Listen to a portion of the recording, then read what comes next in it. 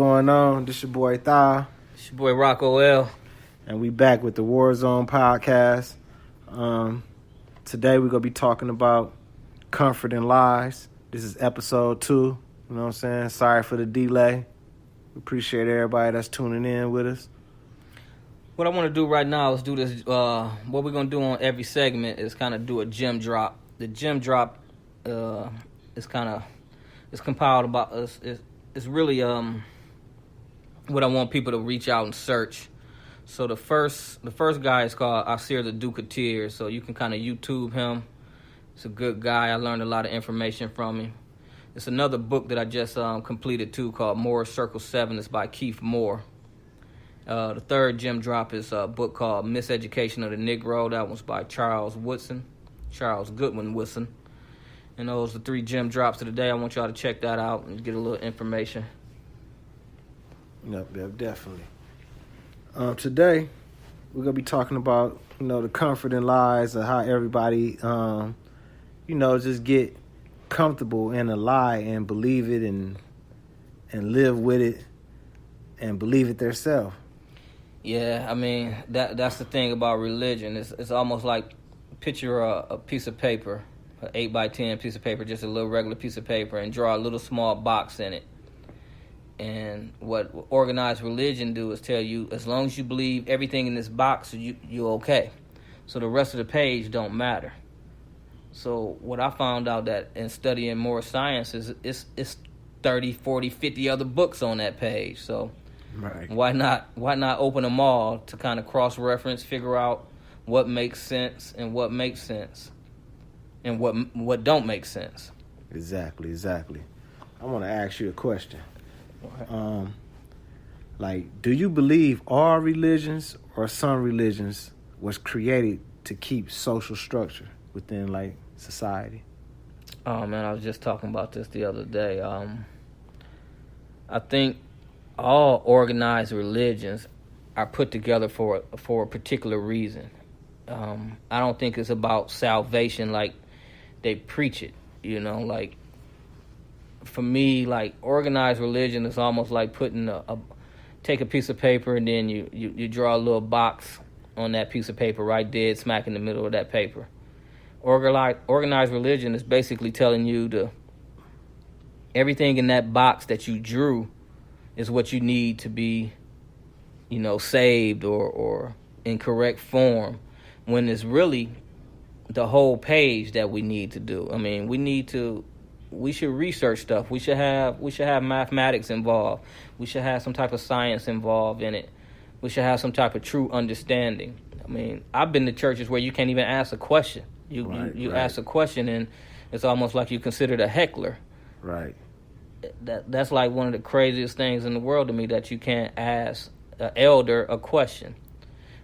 Mainly because they don't have the answers. They don't know. So it's like you can spend 20 years in church and not know anything but to have faith. Right. And with that, you just need to do your own research. People need to take the time out to do their own research to see everything that's out there so you can compile it together and see was the truth to you or not, because you can, figure it out through all that. As another question is, even with the contradictions of different stories in the Bible, why do you think pastors or teachers or, still carry out these messages even though they have their doubts? And it is a lot of contradictions in the Bible. Sometimes it don't even make no sense at all. I could really just go in on Christianity, but in knowing more science, that's not what we're supposed to do. I mean, people's beliefs are dear to them, so you're not supposed to really tear them down like that. But to answer your question, I think it's money. I think it's control, it's power.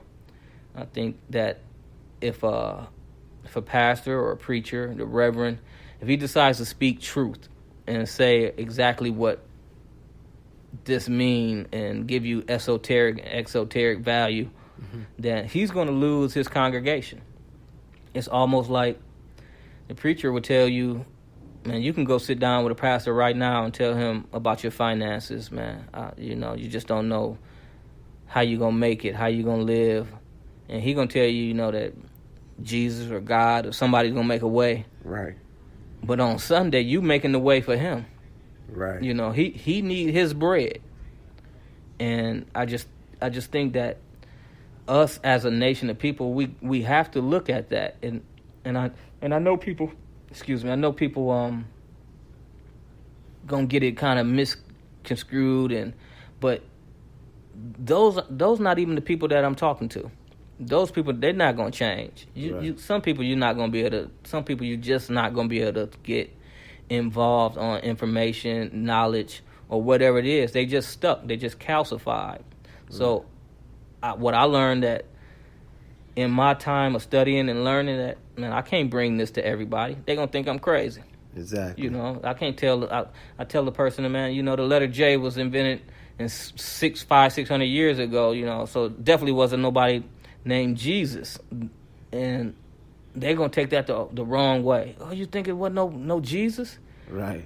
That I'm telling you that the story of Jesus and how it's interpreted to you is incorrect. It's just incorrect from beginning to end almost. It's packed full of lies, and that right there is going to be a stinger to a lot of people. A lot of people just don't want to hear that. Right. If it wasn't a letter J in 500 years ago, then what was his name, and why are we not calling him by his true name? Exactly. I'm not saying it wasn't a Hebrew prophet, and that's a misunderstanding. I'm not saying it wasn't a prophet for the Hebrews that came and warned them about the Romans.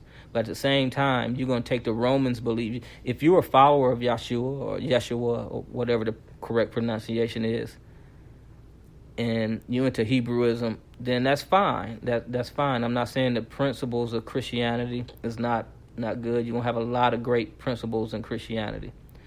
Just the basic stuff, honor thy father and mother, and thou shalt not kill. Just basic principles and stuff like that. Wrong. Yeah. Exactly. The principles of the Christianity that's perfect. But when you just rely on one book, I think that's where the problem occurs. Like, if you can't introduce a person to another book, if a person won't read the Quran, if a person won't read the Torah, the coffin text, if the person won't read all of these other available resources, then they have to ask themselves why. Why won't you read it? Exactly. What you scared of? Exactly. Why do like in the Bible and everything? Why do it go from when Jesus was born to when he was 30-something years old, and they don't have like all the misinformation of that? I mean, that's just part of the doctrine. People got to understand that the Council of I think it's Nicaea, and the Pope, he ordered this Bible to be written. He ordered the book. He ordered the images to be put in there. It's record about the Hebrew prophet. You just got to find it in different books. It's plenty information about the Hebrew prophet. And just for the sake of conversation, we got to say Jesus. Just like for the sake of conversation, I always got to say black for people so we can understand it. Yeah. And so for the sake of conversation, it's many stories about Jesus and his work that he did, India and Asia. But the average Christian, they don't know it. They just intrigued about the mystery death and the mystery death. I mean, the mystery birth and the mystery death. Right. So I think that's just another play on things, and the stuff is removed. So, do you believe like a lot of stories was added to this story to the Bible from other previous stories? Absolutely. Most of the stories. I mean, you got to understand. It definitely wasn't written in Shakespeare. It wasn't nobody in Egypt or North Africa or what you now call the Middle East. They wasn't speaking in Shakespeare. So we got to understand that as translation. So this is coming from Semitic tongues, whether it's Hebrew, whether it's Arabic, whether it's Ethiopic, and the translation. The Greeks was the first people that came in and translated it. Right. So they took the stories of Aset, Asur in Hebrew, and they made it into a different thing. Like the ultimate balance was man, woman, child. And later on, you get man, and the ghost. So it's almost like they write the woman out of it, you know. So all these stories come from something else, and most of it is coming from ancient Cometian texts. Just the mystery birth of Mary, and just all of that is really just a carbon copy of this. It's a text out there called the Coffin Text. It's almost identical to the Genesis story. And when you start uncovering this stuff, the deeper and deeper you go, you start uncovering this stuff, and you say, "Wow, man, this is the same exact story. It's just given from a European perspective." Right. And you have to do your research. You know what I'm saying? You got to do your research yourself, and you got to search within. Like, because I know people, like my mother, like if she hear this, she's gonna be like, "She's gonna jump down your throat." Yeah. What is y'all talking about? Like, is you crazy? Like the Bible, Jesus, this is it. Like this is life. This is. If you don't follow this, you go burn, boy. Right. What's gonna burn though? Exactly. What's gonna burn? Exactly. I mean, they. And this is another contradiction. They say, where your shell, your flesh, that won't be with you. So I guess your spirit is gonna burn. I don't, this is the stuff that they telling kids. Right. As an early age, you're gonna go to hell. You're gonna go to hell. It's still fearing them. And what hell is a holistic place. I mean, that's a whole nother story. When people search up holistic place, ancient times, those are places that I believe the Romans would send people to hell.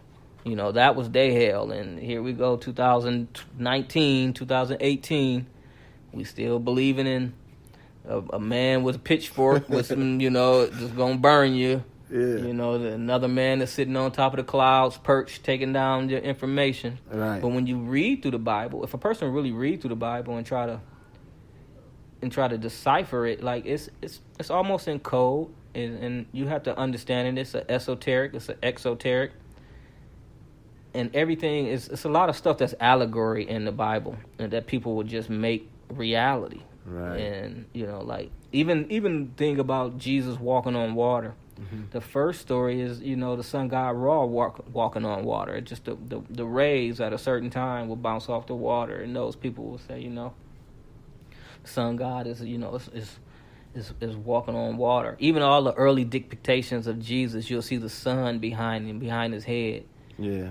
And we all know that what's the main thing that we can't live without? The sun. Right. And that's got to be one of the main attributes of God. So the sun God, so the Son of God. I mean, you put it together, and you start putting stuff together, and you start connecting the dots, and you'll be like, oh man, this is I kind of understand it in a different value, in a different sense. Everything is not literal. It definitely wasn't people walking around Egypt and that area named Peter and Paul. That just don't make sense. I mean, we got to make common sense. You want to tell me Noah repopulated the earth? He put 2 gorillas, 2 tigers, 2. I mean, grown people believe this shit. Yeah. Like, and you can't. There's no telling them that it didn't happen. Yeah. Like, and these stories are 6,000 years ago. Like, that's not us. Yeah. We were here well before that. That's not our story. That's just a story that'll spin you, and you believe it. And I understand, like, a lot of our parents, grandparents and great-grandparents, they had no other choice. Yeah. But nowadays they have a choice. But you can't go talk to your mama about this. Exactly. You can, but she gonna look at you like you crazy. Well, we only have a minute left. Time went by very quick, you know what I'm saying? We go just make another episode.